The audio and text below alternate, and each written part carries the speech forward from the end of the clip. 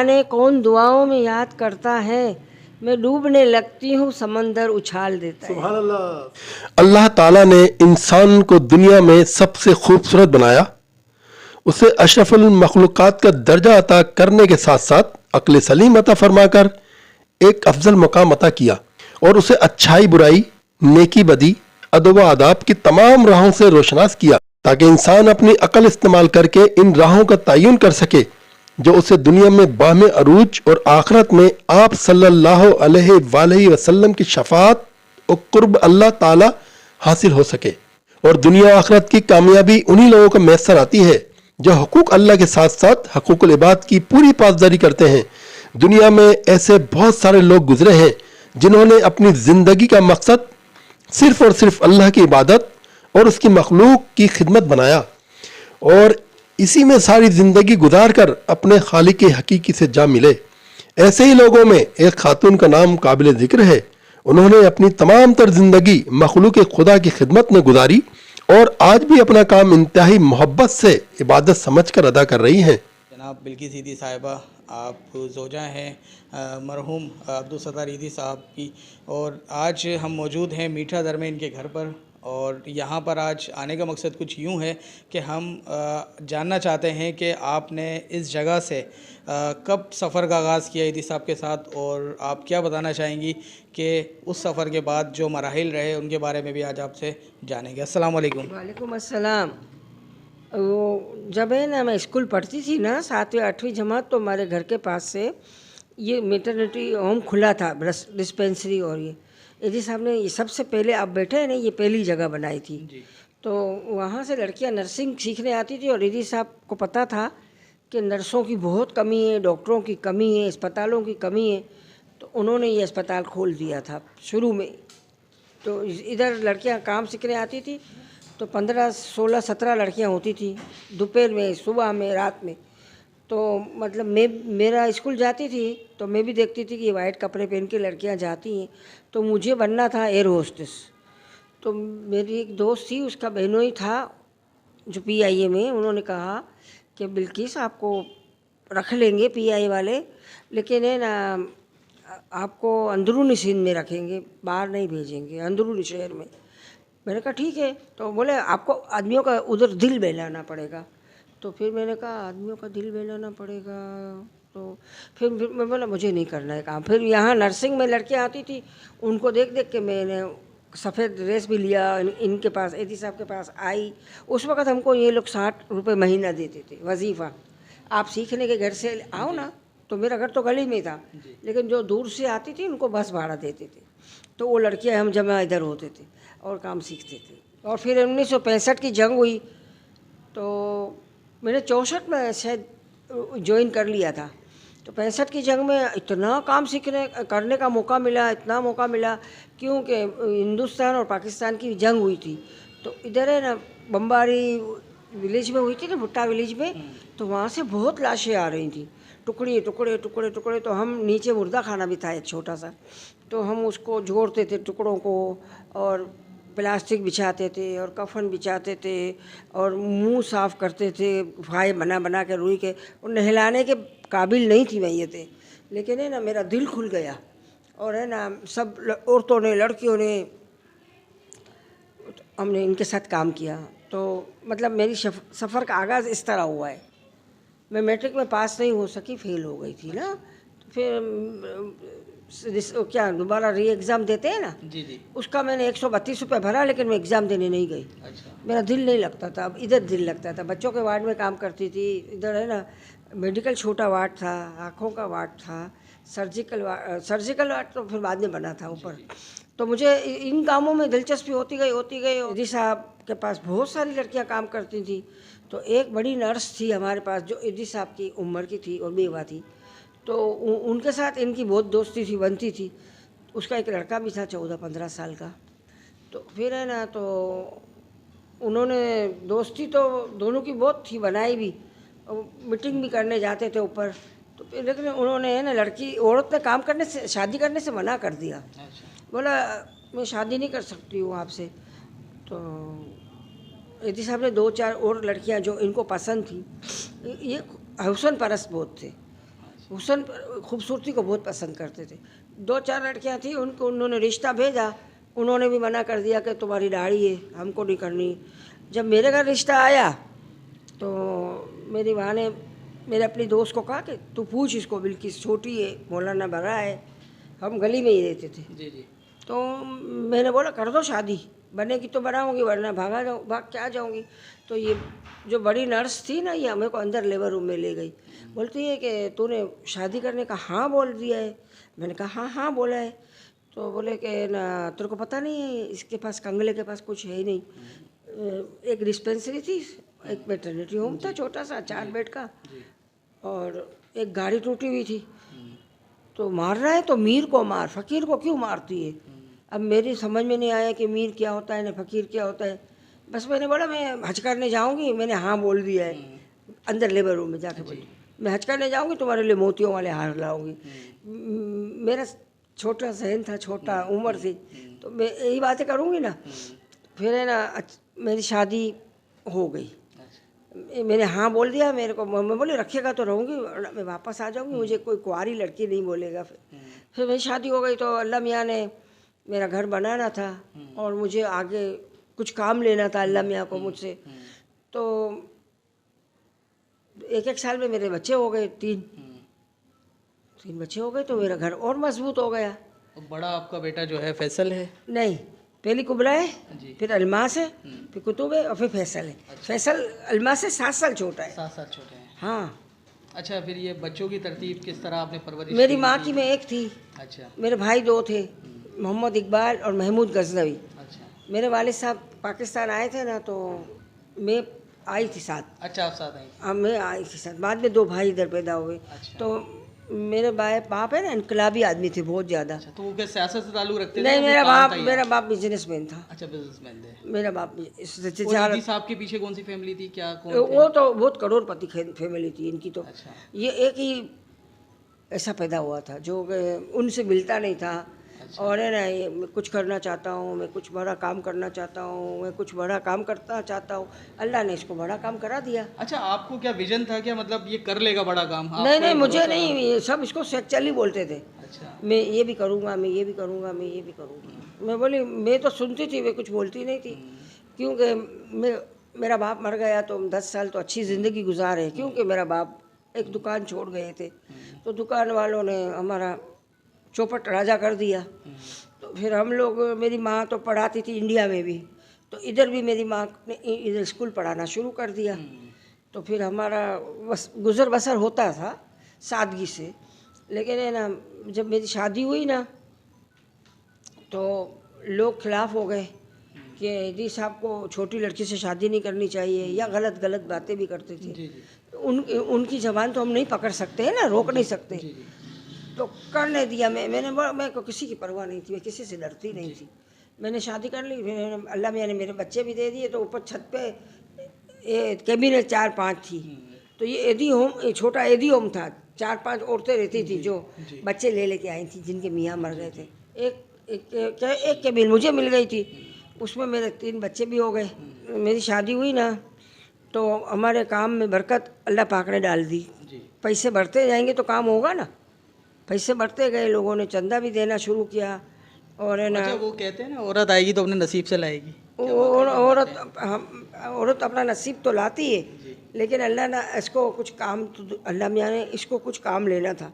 इसको चरिया, पागल, इसको शेख चली बोलते, बड़े बड़े ख्वाब देखता है ना, जेब में तक्का भी नहीं है। मैं इनका भी बुरा नहीं मानती थी, क्यों, मुझे क्या बुरा मानने की ज़रूरत है। सही। और अल्लाह पाक ने वाकई आज वो कर दिखाया कि मेरे को ऐसा था मेरा घर नहीं बनेगा। सही। क्योंकि ये ना कभी भी घर में बच्चों में दिलचस्पी नहीं लेते थे, बीवी में। बस खाना खाया चले गए। ऊपर छत पे घर रखा था ना, 4 साल तो हम ऊपर रहे। अच्छा। हाँ, अगासी में छत पे। फिर हमको लड़ाई इधर हुई दवाखाने में, यूनियन बनाई लड़कों ने, मौलाना को तंग करना शुरू किया। तो इदी साहब ने कहा कि तू तेरी माँ के घर चली जा, 3 बच्चे लेके। छत पे से कोई अपने बच्चे को फेंक देगा नीचे, या कोई कुछ कर देगा। तो हमें चली गई मेरी माँ के घर पे। फिर मेरी माँ के घर में मेरे भाइयों की शादी हुई। फिर है ना, भाभियाँ हमारे में शादी होके अलग रहती हैं। साथ नहीं रहती है। और मैं मेरी माँ की एक ही थी ना, इसलिए मेरी माँ के पास ही रही। क्योंकि एडी साहब ने मुझे यहाँ से निकाला तो मेरी माँ के घर में रख दिया। तो मेरी माँ का एक ही कमरा था, उसमें हम सुकून से रहते थे। हमको कोई ख्वाहिश नहीं थी और कोई परेशानी नहीं थी कि आज बाज़ार में जाना है या शॉपिंग करनी है। मोबाइल तो उस ज़माने में था नहीं, जी, कुछ भी नहीं था। परेशानी वाला ये मोबाइल है ना, उन्होंने लोगों की ज़िंदगी तबाह कर दी है, जिंदगी खराब कर दी। खराब कर दी है। जी, बस अल्लाह ने बनाना था, बन गए हम। और है ना 350 तो अवार्ड हमको मिले हैं। आप अपने अवार्ड्स के बारे में क्या बताएंगी? गवर्नमेंट ऑफ पाकिस्तान ने अवार्ड दिया, फिर वो जो लड़की गीता थी उस पर भी हमने स्टोरी बनाई थी। मदर टेरेसा का award जी, मिला है। मदर टेरेसा अवार्ड था। अच्छा, वो जो लड़की थी गीता, उसको जब इंडिया आपने हाँ, पहुंचाया, मोदी ने कहा वो भी 1 करोड़ हमने दान दूंगा। हाँ। आप आए हो, मैं आपको 1 करोड़ दान दूंगा। मैंने कहा नहीं, हम सरकार से नहीं लेते, क्योंकि यहाँ पे भी सरकार ने दिए थे पैसे, तो एडी साहब ने वापस कर दिए थे, मुझे पता है। तो मैं बोली ले लो ना, किसी और को दे देना ना, आप सिविल में कुछ बना देना, सिविल में कुछ दिला देना। बोलते नहीं, इनके मैं पैसे रखूँगा, इनकी चिट्ठियाँ आएंगी, फिर इनके आदमियों को रखना पड़ेगा, फिर अपना अस्पताल प्राइवेट नहीं रहेगा, सिविल अस्पताल बन जाएगा। हुकूमत पाकिस्तान ने आपको जो है सितारा इम्तियाज़ का अवार्ड दिया। मेरे को भी दिया है, कुतुब फैसल को भी दिया है, एडी साहब को भी दिया है। 3 सितारे हैं हमारे पास अच्छा, अभी है। मतलब एक ईदी साहब का, एक आपका और एक फैसल साहब फैसल को का। अभी मिला है। अच्छा, इसके अलावा मदर टेरेसा अवार्ड है आपका। मदर टेरेसा अवार्ड तो मुझे मोदी ने कहा 1 करोड़ दान देंगे, तो मैंने कहा हम सरकार से तो नहीं लेते हैं ना, आप हमारी तरफ से गूंगे मेरे स्कूल में हमारी तरफ से दे देना। मैंने नहीं लिया। वहाँ के मुसलमान बहुत खुश हुए थे, जी, मुसलमान इतना खुश हुए थे, इतना खुश हुए थे। हमारी तो जैसे कि लॉटरी निकल आई वहाँ अच्छा, गए। 2013 के अंदर जो है मैंने एक स्टोरी यहाँ पर अगर कैप्चर की थी, यहाँ पर जब वो बच्ची यहाँ मौजूद थी, क्या नाम था उसका, गीता, तो आपने उसके हवाले से भी, मैंने रखा जी जी, आपने रखा था। तो उसको बाकायदा एक कमरे पे रखा गया था और इस तरीके से वो जो मूर्तियाँ ला के देती थी। ये रोज़ बोलती थी मुझे भगवान के पास ले जाओ, घंटी वाले के पास ले जाओ। अरे भाई, हम घंटी वाले के पास जाते थे, उधर पब्लिक जमा हो जाती थी इनकी, हमारी लड़की हमको दे दो, हमारी लड़की। फिर हम नहीं ले गए इसको, घर में ही मैंने मंदिर बना दिया। और जब भी दिवाली आती थी, इसके लिए हम प्रोग्राम करते थे। जब भी वो रंग डालो क्या बोलते हैं, दिवाली, वो अपना क्या कहते हैं उसको, होली, होली, इसको 4-5 रंग लगा के दे के प्लेट में देती थी और सब कुछ को पानी लगा देती, सबको लगाती थी, खुश होती थी। रक्षाबंधन में हमको ये फैसल को बांधती थी। हम इसको बड़ा बड़ा करके कपड़े नए दिला देते थे, कोई ज्वेलरी छोटी मोटी दिला देते थे, चूड़ियाँ दिला दी, चप्पल दिला दी। ये बहुत खुश होती थी। अब इसको इतना खुश रखते थे, इतना खुश रखते थे। फिर अच्छा, बजरंगी भाईजान फिल्म लगी ना, हमने सब ने मिल के देखी। तो बजरंगी भाईजान फिल्म देखी ना, तो बोलती है मेरे को इसके साथ जाना है, उधर जाऊंगी, उधर जाऊंगी, उधर। मैं बोली यार कैसे जाएंगे। मैं फिर अपनी दोस्त घर गई, इंडिया वाली, ये जो हिंदू है। मैं बोली डॉक्टर साहब, इसकी कहीं आप हिंदू लड़के से शादी कर दो ना, तो हम इसको इंडिया भेज देते हैं, तो फिर तो जा सकती है ना वीज़ा लेके। तो उसने कहा मैं शादी यहाँ नहीं करूँगी, मैं सिंदूर यहाँ नहीं लगाऊँगी, मैं इंडिया जाके यूँ करके जाके लगाऊँगी। मैं बोली चलो ठीक है। फिर है ना आखिर में ना शोर बच गया कि ये बजरंगी भाईजान फिल्म, ये गीता की फिल्म है। फिर वो इंडिया वाले आने लगे, कुछ दिलचस्पियाँ लेने लगे, और 3-4-6 महीने तक आए और उन्होंने चेकिंग सब करते हैं होंगे ना, झूठ तो नहीं बोलते हैं ना। अरे भाई, हमको हम मज़हब बदली करने में अच्छा नहीं समझते हैं। कोई भी औरत आती है ना, बोलती है मेरा मज़हब बदली करना है, एडी साहब कहते हैं कि नहीं, इसको मियाँ बदली करना है। हिंदू औरत कोई भी आएगी ना, तो बोलेंगे इसको मियाँ बदली करना है। बोल हम ये काम नहीं करते। अच्छा बिल्किस साहिबा, मुझे ये बताइएगा, ईदी साहब के साथ बड़ा वक्त आपने गुजारा, जब उनको लोगों ने 50 साल। जी 50 साल एक शख्स के साथ गुजार दिए, उसको कंगला भी कहा और ना जाने क्या क्या नहीं नहीं, कहा, लोग बोलते और थे, पाकिस्तान आर्मी ने उसको गार्ड ऑफ ऑनर देकर जो है वो रुखसत किया। आपके क्या जज्बात थे कि देखिए कि कभी ये कहा जाता था और अब देखिए कि दुनिया बुलाती है उनको, और कितने 50 से ज़्यादा मुल्क घूमे हुए थे। मुल्कों में अवार्ड लेने बहुत गए, और पता नहीं कौन सा अवार्ड, 50 मुल्कों में घूमे। ईदी साहब ने मुझे भी ये बात बताई थी 2011 में। बहुत घूमे, हम बहुत घूमे। और एक अवार्ड मिला था, पता नहीं क्या नाम है, उसमें $12 लाख हमको मिले थे। उसमें देख लेंगे, रोम से मिला था, रोम से मिला था, जो क्रिश्चियनों का मक्का मदीना है। जी जी रोम इनका मक्का है। जी जी। तो उधर से हमको $12 लाख का इनाम मिला था। और दुबई से हमको 4 किलो सोने का मोनोग्राम मिला था, 20 लाख डॉलर मिले थे। बहुत इनाम मिले, बहुत इनाम मिले, और इनाम इतने जमा हो गए थे तो मैं उसको रखने की जगह ही नहीं थी। अच्छा, आजकल एक बात है, तलाक का रुझान बहुत ज़्यादा बढ़ चुका है। ईदी साहब आप देखिए कि बहुत ज़्यादा ये रुझान बढ़ता चला गया, तलाक हो भी रहे हैं बहुत ज़्यादा। अब आपने 50 साल एक शख्स के साथ गुजारे हैं और किस हालत में गुजारे आपने सब कुछ बयान किया, आप क्या कहना चाहेंगे? मेरी माँ बोलती थी, मेरा मियाँ बच्चों में, मेरे में और घर में दिलचस्पी नहीं लेते थे, अपने काम से मतलब रखते थे। तो मेरी माँ बोलती थी कि तू या तो किसी के बन जाओ या किसी को अपना लो। सही है। तो मैंने कहा चल ना, ये मेरा नहीं बनता, मैं इसकी बन जाती हूँ। लेकिन मुझे कभी गाली नहीं दी, कभी मुझे मारा नहीं, कभी मुझे पैसे देते थे, कंजूस थे। लेकिन है ना, मुझे घूमने फिरने जाता होता था तो मैं अपनी बच्ची को सिखाती थी कि लाल नोट अब्बू से ले आओ। लाल नोट में तो हम कहाँ कहाँ घूम के आ जाते थे, क्लिफ्टन घूम आते थे, आइसक्रीम खा के आते थे, तांगे में जाते थे। अब इतना सादा ज़माना था, इतना सादगी वाला ज़माना था, और ये मोबाइल इंटरनेट कुछ भी नहीं था। अच्छा, आप क्या मैसेज देना चाहेंगे आज उन ख़वातीन को जिन्होंने मतलब अपनी राहें तब्दील कर ली हैं, तो उन्हें कुछ मैसेज दीजिए, आज आप कन्वे कीजिए उन्हें कि देखिए कि, और हम भी ये कहना चाहते हैं कि जी बिल्किस ईदी साहिबा यहाँ मौजूद हैं और वो क्या मैसेज कन्वे करेंगी। जी देखो, माँ बाप को चाहिए बच्चों पे नज़र रखें, जी आज़ादी ज़्यादा ना जी। दें, और है ना, इनको मोबाइल ना दिलाएं। अभी 2 दिन पहले एक लड़की आई थी, बोले घर में नहीं रहना है, मैं बिल्किस के पास रहूँगी। तो मैंने बोला वजह क्या है भाई तेरी इधर आने की? बोलती है इसके बाप ने इसका मोबाइल छीन लिया है, सारी रात बातें करती है फ़ोन पे, तो बेच के आया है, तो बोलती है तुम्हारे घर में नहीं रहना है। उसके भाई 2 रोते थे, माँ रोती थी और बहन बोलती थी मेरे को रहना ही नहीं है तुम्हारे घर में। फिर मैं बोली हम तो लावारिसों को रखते हैं, हम तो वारिस वालों को नहीं रखते हैं। फिर हमने ना इसको वापस कर दिया। बोले चाचा के घर जाऊंगी। तो मैं बोली मोबाइल दे के आज़ादी, इतनी मोबाइल से इंसान को आज़ादी आ जाती अच्छा, है। आप ये समझती हैं ईदी साहिबा के जो है ये मोबाइल का गैर ज़रूरी इस्तेमाल ने जो है ख़वातीन को जो है बर्बाद वो कर दिया है, बर्बाद कर दिया है। सारा दिन मोबाइल पे लगी रहती है, और यहाँ हमारा घर का मामला सारा उलट हो गया है। हम इस्लाम इस्लाम बोलते हैं, लेकिन हमारा इस्लाम पे टके का भी अमल नहीं, टके का भी अमल नहीं है। बातें करने से क्या होता है? माँ को चाहिए कि जरा रस्सी को गिरफ्त रखे, बच्चों को संभाल के रखे, बाहर नहीं आउट होने दे। क्या कहना चाहेंगी आज की जो नौजवान नस्ल है, इसे क्या पैगाम देना चाहेंगी बच्चों को भी और बच्चियों को भी? देखो, मैं एक पैगाम देना चाहूँगी कि माँ बाप की बेइज्जती नहीं करो, माँ बाप का कहना मानो, मोबाइल नहीं खरीदो, और ख़रीदो तो काम की मकसद से रखो, बाकी नहीं रखो। और दोस्ती करना तो 1 मिनट की बात है, लेकिन बाद में इसका रिज़ल्ट अच्छा नहीं आता। अब तब तक कितने बच्चे आप जो है वो दे चुकी हैं जो बे औलाद जोड़े होते हैं उनको इतने अरसे के अंदर, और कितने लोगों का रिस्पॉन्स आपके पास आता है? अभी भी मैं बच्चे बहुत 15-16 हज़ार बच्चे मैं दे चुकी हूँ। शुरू में बच्चे बहुत आते थे, महीने के 10 आ जाते थे, 8 आ जाते थे।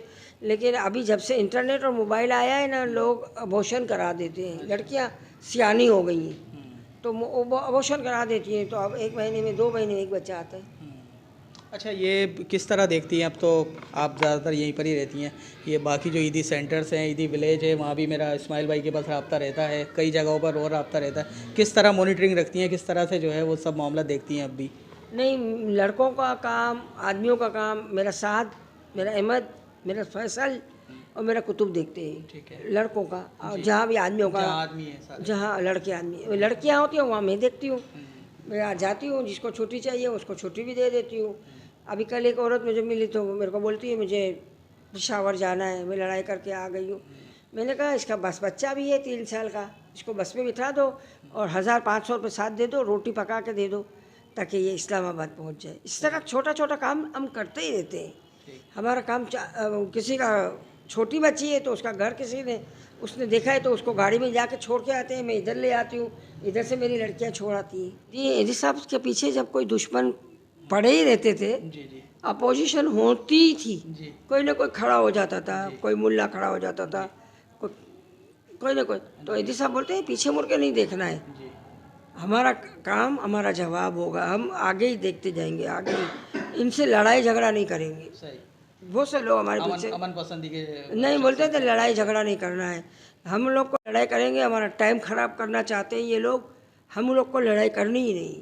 अच्छा, आपको एंड की तरफ जा रहा हूँ तो बस ये कि अम्मी कहते हैं सब लोग। ना, मेरे को सब माँ ही बोलते हैं। अब मैं बड़ी उम्र की हो गई हूँ ना, तो सब मुझे माँ बोलते हैं, अच्छा लगता कैसा है। महसूस होता है? अच्छा लगता है, वहाँ अच्छा लगता है। अच्छा, सब अम्मी अम्मी कहते हैं, बस अम्मी हाँ, अम्मी अम्मी अम्मी। अम्मी कहते हैं। इतने बच्चों की माँ है आप माशाल्लाह। पूरे पाकिस्तान की माँ हूँ, हाँ, हमारी भी माँ है पूरे पाकिस्तान की माँ जी। हूँ। कुछ कहना चाहेंगी आखिर में? बस ये कहना चाहूँगी कि अपने मुल्क से ये कायदे आजम का दिन आया था, मुझे मेरा कैसा रोना आया। जी। वो गाना बज रहा था ना, यूं दी हमें आज़ाद के दुनिया हुई हैरान, क्या? तो मेरे को रोना आ गया। मैंने बोला कायदे आजम, तूने अच्छी नीयत सोच के लिए पाकिस्तान बनाया था, हमने पाकिस्तान का क्या कबाड़ा कर दिया है। सड़कें टूटी हुई, ट्रैफिक जाम, गैस नहीं आता है, पानी नहीं आता है, बिजली नहीं आती है, हमारी जनरेशन बढ़ती जा रही है और हम लोग के यहाँ मनसूबाबंदी नहीं है, और जहालत जहालत की इंतहा। जहालत की तालीमी भी- इदारों में टाइम पास हो रहा है। नहीं, तालीम नाम को सरकारी इदारों में तालीम नाम को सरकारी है। प्राइवेट कहीं भी नहीं है तालीम तो। नहीं, अभी प्राइवेट में है। अच्छा। प्राइवेट में 10-12 हज़ार फीस भरो तो है। अब 12 हज़ार आपका मियाँ कमाता होगा तो आप 12 हज़ार फीस कहाँ से भरेंगे? सही। हमारे मुल्क में गुर्बत और जहालत की वजह से हम पीछे रह गए हैं, हम्म। और मनसूबाबंदी ना होने की वजह से। और इसी मकसद के पेश नज़र आपने अब्दुल सत्तार ईदी साहब के शाना बशाना काम शुरू कर दिया और दुखी इंसानियत की खिदमत को अपना शार बना लिया, और दिन रात इसमें कोशा रहते। आपकी काविशों के सबब यतीम और बेसहारा बच्चों के लिए क़यामत आम, सेहत व तंदुरुस्ती, इलाज मुआलजा और अच्छी तालीम और तरबियत का बंदोबस्त हुआ। बेसहारा ख़वातीन और बच्चियों के लिए साहिबान वजूद में आया, जहां उनके मुकम्मल देखभाल के साथ साथ अच्छी तालीम और तरबियत, अमूर खानादारी, अदब व आदाब का बंदोबस्त किया गया। बूढ़े मर्द व ख़वातीन जो किसी वजह से कस्मा परसी और बेसहारगी की ज़िंदगी गुजार रहे हैं, उनके लिए अलहदा अलहदा साहिबान बनाए गए, जहां उन्हें अच्छी खुराक और लिबास के साथ साथ इलाज मुआलजा और तफरी भी मुहैया की गई, ताकि वो अपनी बाकी मानदा ज़िंदगी पुरसकून तरीके से गुजार सकें। जहनी माजूर अफराद के लिए रहाइश व खुराक, लिबास व इलाज के अलावा डॉक्टर का बंदोबस्त किया गया, जो इन अफराद की जहनी और जिस्मानी तरबियत में कोशा रहते हैं, ताकि वो सेहत याब होकर माशरे के जिम्मेदार अफराद में शामिल हो सकें। और नाजायज़ बच्चों को कत्ल से बचाने के लिए झूला निज़ाम राइज किया। इनकी अच्छी तालीम और तरबियत करके माशरे का जिम्मेदार शहरी बनाया जा सके। एम्बुलेंस निज़ाम को इतना मजबूत बनाया कि मुल्क के हर मुकाम पर एम्बुलेंस दस्तियाब है, जो कि दुखी इंसानियत की खिदमत में कोशा हैं। आप बिलकित ईदी फाउंडेशन की सरबराह हैं। आपकी इन्हीं कोशिशों और इंसानियत दोस्ती को सराहते हुए 1986 में रोमन मैग्सी अवार्ड से नवाजा गया। हुकूमत पाकिस्तान ने इन्हें हिलाल इम्तियाज से नवाजा। आपने भारतीय लड़की गीता की 15 बरस देखभाल की और उसे संभाला। आपकी इस इंसानियत दोस्ती पर भारतीय हुकूमत ने आपको 2015 में मदर टेरेसा अवार्ड से नवाजा। उनकी ये सबसे बड़ी खूबी है कि आप रंग व नस्ल, ज़ात पात से बालातर होकर काम करती हैं, सिर्फ़ और सिर्फ इंसानियत की खिदमत और अल्लाह की रज़ा व खुशनुदी के लिए हसूल के लिए अपने काम में मगन हैं। ऐसे लोग दुनिया में कम पैदा होते हैं, जो अपने तन, मन और धन की परवाह किए बगैर इंसानियत की खिदमत में कोशा हैं। ऐसी बिल्किस ईदी हैं जिन्होंने अपने आप से बढ़कर लोगों की खिदमत को अहमियत दी है और दे रही हैं। अल्लाह ताला उन्हें अच्छी सेहत और तंदुरुस्ती अता फरमाए और इनके इस फलाही काम को जारी और सारी रखे। आमीन। बिल्कुल, आप सुन रहे थे। मेरी नज़र में तो खातून अव्वल आप हैं बिल्किस ईदी साहिबा। आपने 50 साल ईदी अब्दुल सत्तार ईदी साहब के साथ गुजारे। मरे हुए इनको हो गए, 6 साल है। जी। तो इसी तरह आपने सारी बात भी सुनी कि किस तरह जो है आपने इस जूड़िया बाज़ार से जो है वो आगाज़ किया। नर्स थी आप, मैट्रिक का इम्तहान उसमें भी रह गई, लेकिन क्या है खिदमत खल्क आपके अंदर मौजूद रहा, वो लेकर चलते रही सफ़र।